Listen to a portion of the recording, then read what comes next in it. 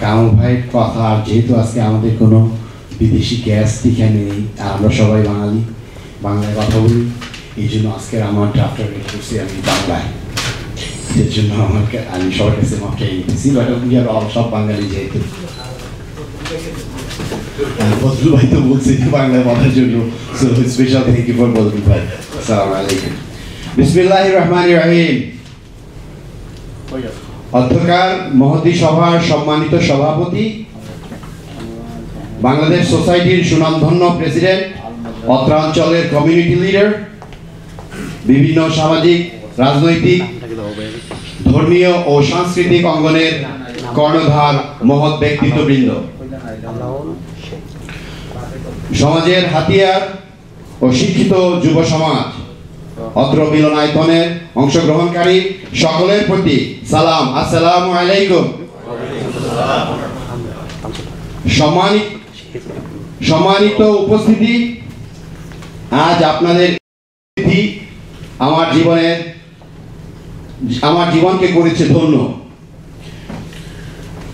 বিগত জিন্দগির পথ চলায় আমি ঘর্মান্ত ছিলাম, কিন্তু গতিরুদ্ধ নয়।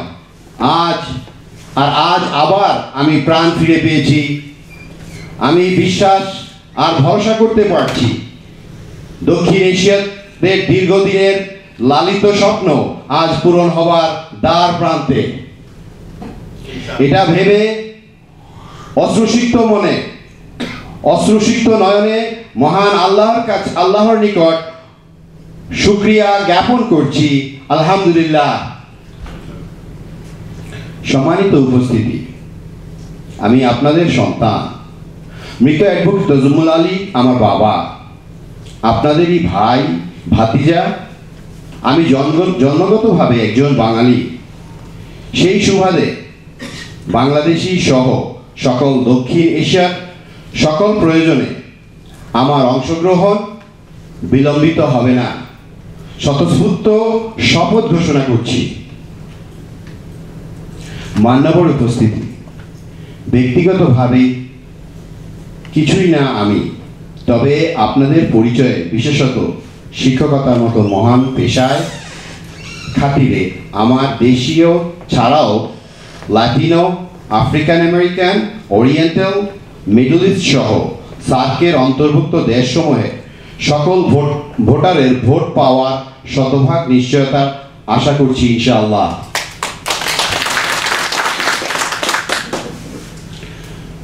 মান্যবর কর্মদারবৃন্দ,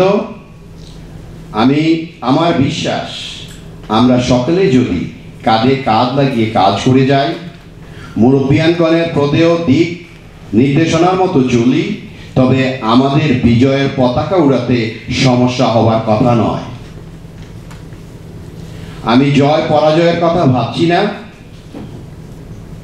আমার ইচ্ছা হলো ডিস্ট্রিক্ট 37কে শক্তিশালী মজবুত ডিস্ট্রিক্ট হিসাবে নিউ ইয়র্কের বাকি 51টি সিটি কাউন্সিল এরিয়ার মধ্যে মডেল হিসাবে দাঁড় করানো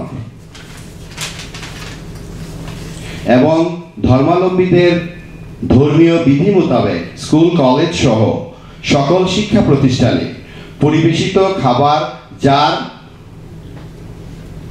যথার্থ অধিকার প্রতিষ্ঠা করা, সামাজিক সাংস্কৃতিক বিভিন্ন অনুষ্ঠানাদি পালনের জন্য ব্যবস্থা করা, যে কোনো চাকরিতে সকলের যোগ্যতার ভিত্তিক ধর্মীয় অনুশাসন পালনে সাংবিধানিক অধিকার নিশ্চিত করা, মৌলিক দাবি দাওয়া নিরপেক্ষতার বিধান সহ সিটি পরিচালনার বিধি সুসংহত করার যাবতীয় পদক্ষেপ গ্রহণ করাই হবে আমার সিটি কাউন্সিলম্যান জীবনের একমাত্র লক্ষ্য।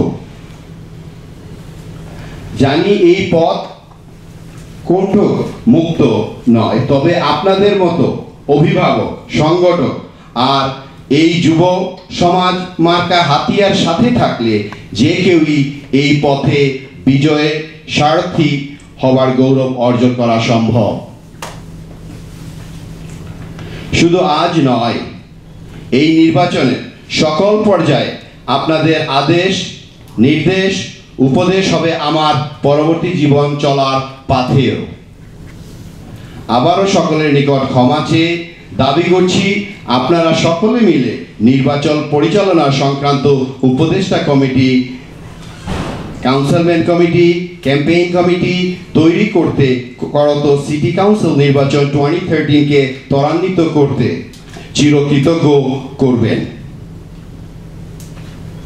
আমি আর আপনাদের সময় নষ্ট করতে চাই না।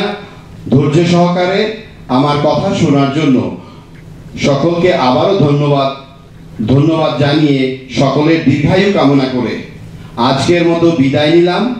আবার কথা হবে, ততক্ষণ পর্যন্ত আল্লাহ আপনাদের জিম্মাদার হন এই কামনায়। আল্লাহ হাফেজ। আসসালামু আলাইকুম। ধন্যবাদ অত্যন্ত চমৎকার বক্তব্য রাখার জন্য। ইনশাআল্লাহ আমরা বাংলাদেশি কমিউনিটি